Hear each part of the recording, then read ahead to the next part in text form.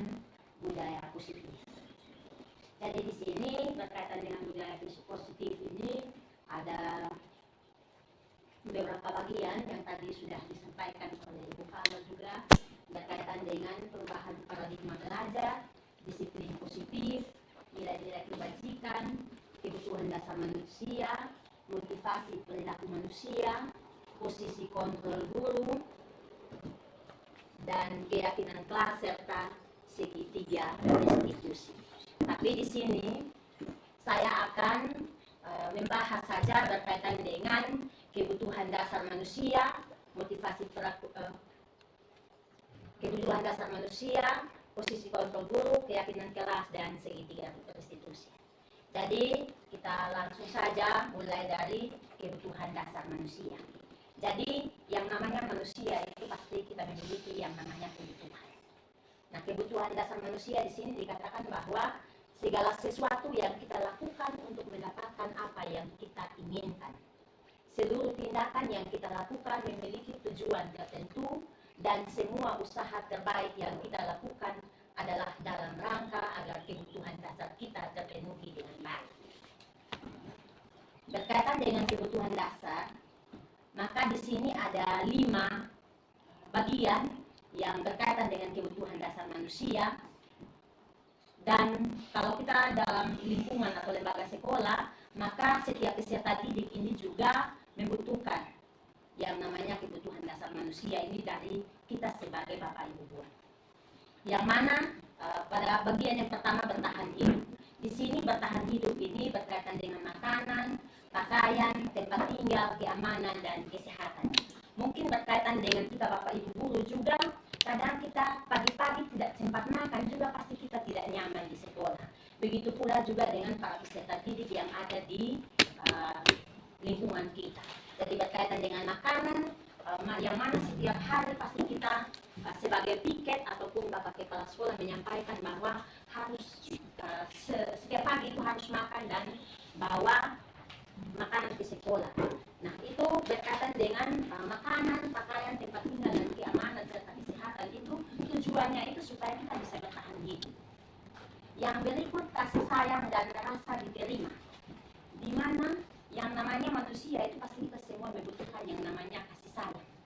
Kadang kalau kita berbicara tentang kasih sayang dan rasa diterima di sini ada rasa diterima, dipedulikan, berbagi, kerjasama, menjadi bagian dalam kelompok.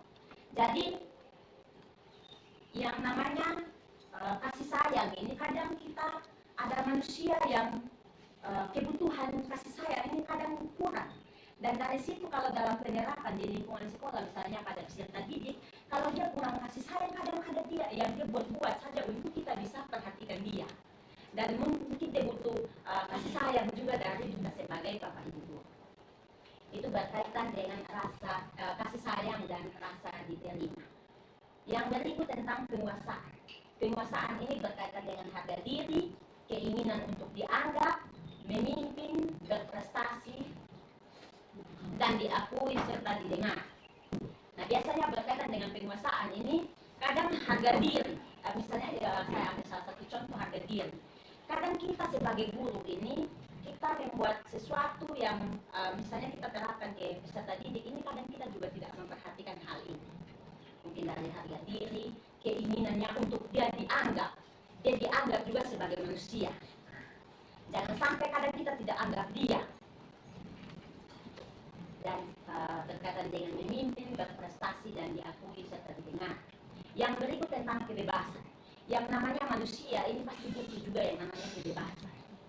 Kebebasan untuk dia bisa mandiri, memiliki pilihan, mencoba hal baru, mampu mengendalikan arah dirinya.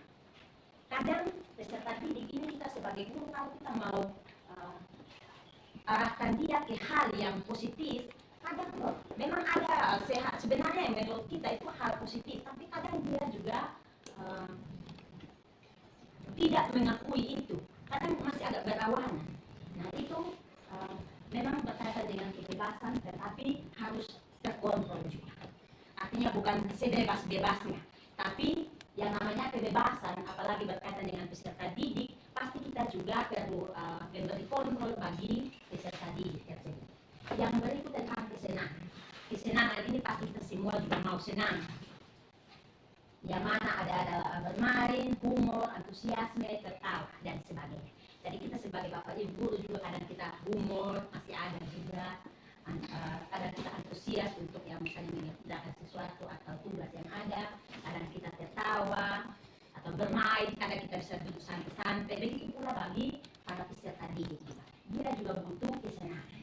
Jadi kadang kita lihat ada yang tidak ada bapak ibu guru di dalam kelas, dia bermain, mungkin bermain HP atau bermain apalagi mainan yang lain lagi, atau duduk bercerita dan sambil tertawa. Itu berkaitan dengan kesenangan, di mana ini khususnya pada kebutuhan dasar manusia. Yang berikut, motivasi perilaku manusia. Jadi berkaitan dengan motivasi perilaku manusia ini ada dua bagian, yang mana ada motivasi ekstrinsik, yang mana itu dia berasal dari luar, dan juga motivasi intrinsik atau dari dalam diri sendiri. Jadi berkaitan dengan motivasi ekstrinsik ini, yang mana berkaitan dengan motivasi atau perilaku yang dilakukan oleh seorang manusia, atau khususnya misalnya pada seorang pendidik, maka dia mau menghindar dari hukuman itu, misalnya tidak mau untuk, artinya tadi sudah dijelaskan bahwa budaya positif yang kita terapkan ini, misalnya peserta didik yang terlambat, pasti kita arahkan dia untuk menyiram sayur. Tetapi kadang ada yang berpikir itu sebagai hukuman, tapi memang tadi sudah dijelaskan bahwa hukuman itu secara spontan. Tapi kadang kita sudah menyampaikan bahwa yang datang terlambat berarti dia siram sayur atau membersihkan halaman. Kadang ada peserta didik yang dia mau datang pagi karena dia mau silih ini. Dia mau silih supaya bisa menghindari ketidaknyamanan atau hukuman. Jangan sampai ada dia tidak nyaman karena dia bisa berpikir bahwa pagi-pagi siram sayur terus. Maka itu dia tidak merasa nyaman dalam dirinya, sehingga dia menghindar dari ketidaknyamanan.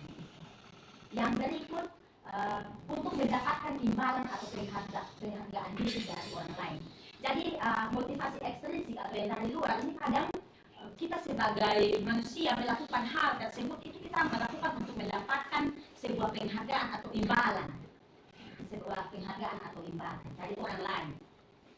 Ya, itu ekstrinsik, dan untuk intrinsik itu untuk menjadi orang yang mereka inginkan dan menghargai diri sendiri dengan nilai-nilai yang mereka percaya. Jadi ini benar motivasi yang ada dari dirinya sendiri tanpa dari luar. Itu berkaitan dengan motivasi perilaku manusia. Yang berikut berkaitan dengan motivasi perilaku manusia ini ada beberapa hal yang berkaitan dengan hukuman, konsekuensi, dan restitusi. Jadi hukuman ini tadi sudah disampaikan juga bahwa hukuman ini secara tiba-tiba atau secara spontan. Jadi mungkin saya pas jam atau hari Kamis saya pikir, lalu teman-teman atau peserta didik yang lainnya sudah ada dalam ruang kelas. Tiba-tiba satu orang muncul. Nah, dari situ bisa saja hukuman yang saya lakukan itu secara spontan, tanpa ada persetujuan dari saya sebagai guru dan juga sebagai peserta didik.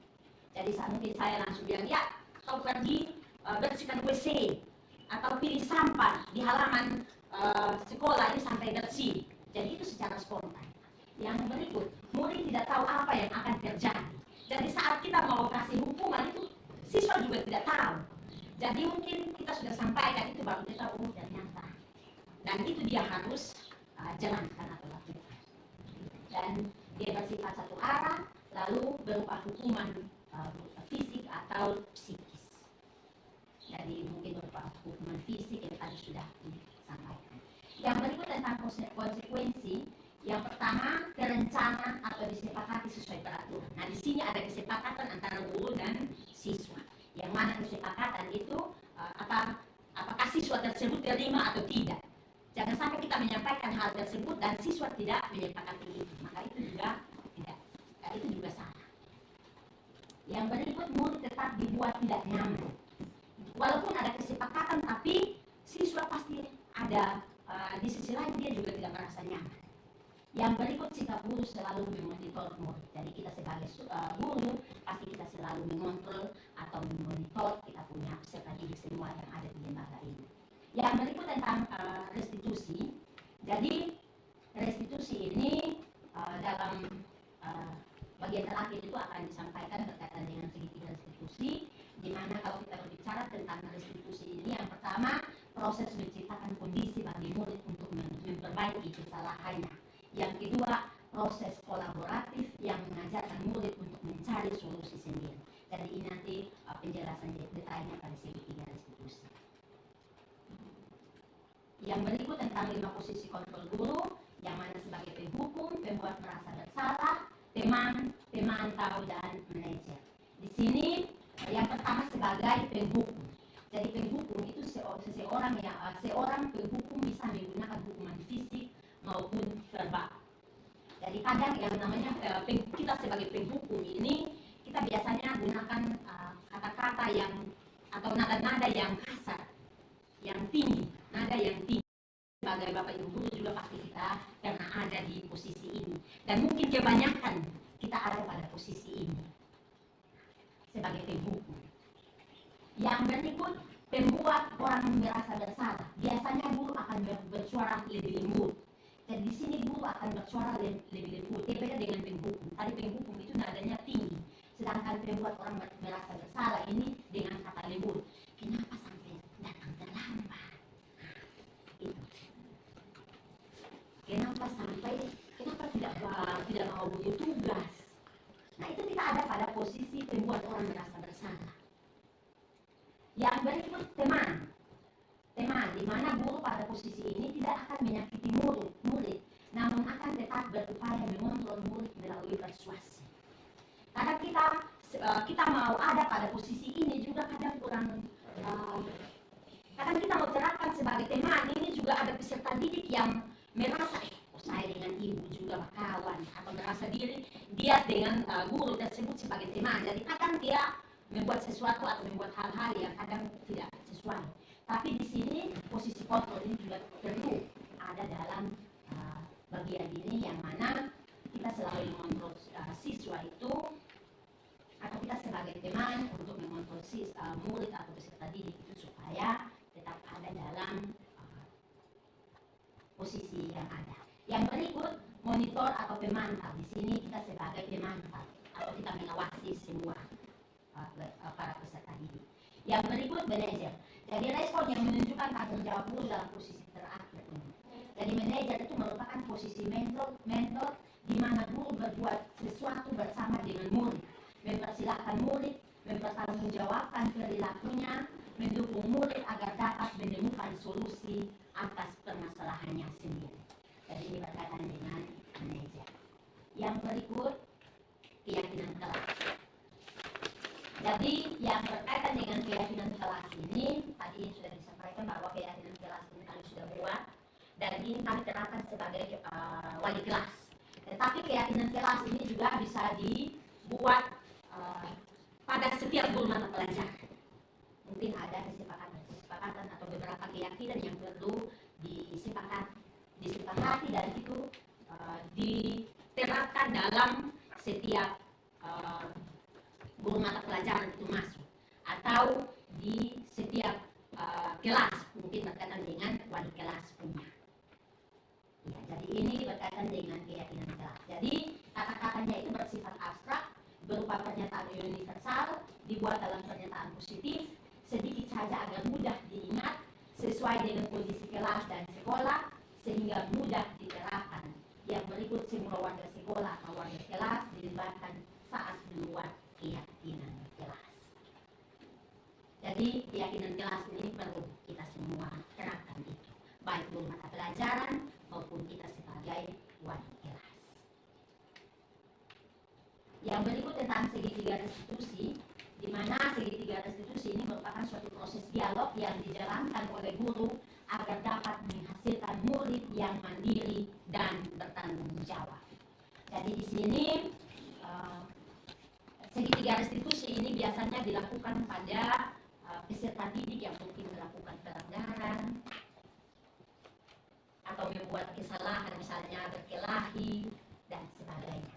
Maka di sini ada 3 tahapan. Yang pertama, menstabilkan identitas, validasi tindakan yang salah, dan menanyakan keyakinannya. Yang pertama tentang menstabilkan identitas.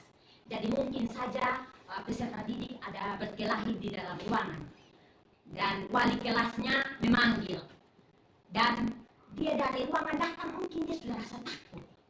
Ini kenapa ini saya sudah berkelahi, dan dari ruangan dia mau datang di ruang guru atau ruang BK saja pasti dia sudah merasa takut. Nah, dari situ kita harus lakukan atau kita menstabilkan dia punya identitas. Kita stabilkan dia. Jadi berdasarkan prinsip membuat kesalahan itu ada bagian dari proses pembelajaran, yang mana menstabilkan identitas itu ada beberapa pertanyaan yang kita harus sampaikan dulu. Yang pertama, berbuat salah itu wajar. Yang berikut, tidak ada manusia yang sempurna. Jadi mungkin kita mau menstabilkan dia punya identitas, kita bisa sampaikan, Bapak Ibu guru juga pernah melakukan yang namanya kesalahan.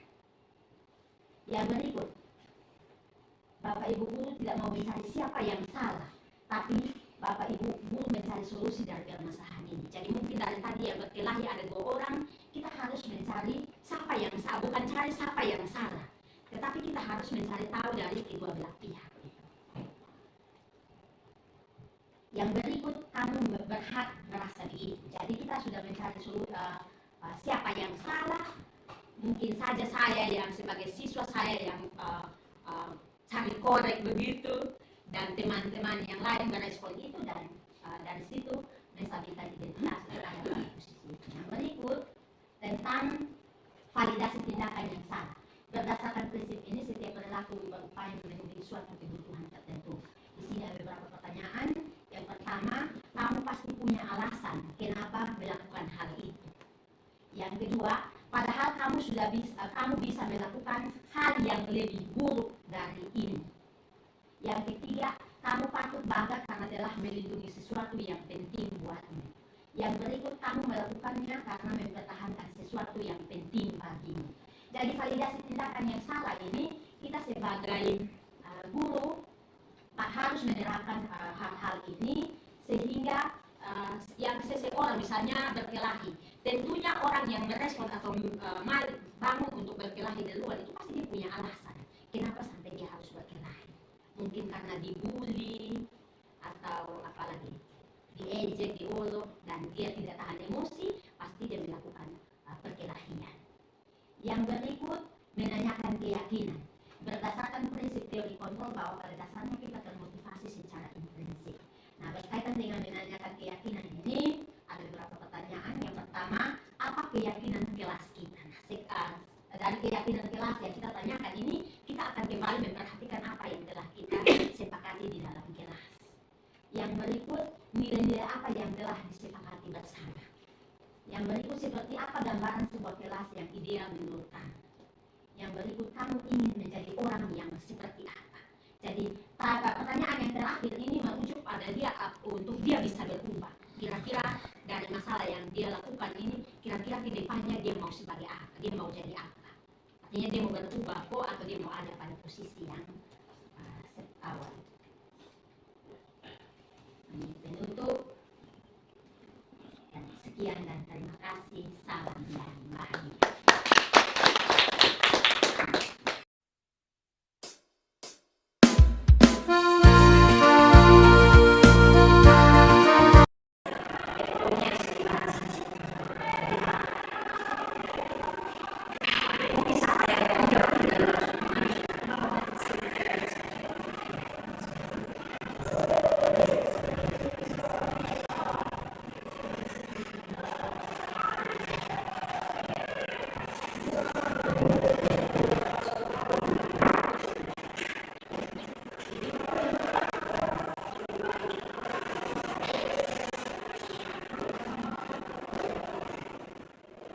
Ya, kan sudah ada nomor 10.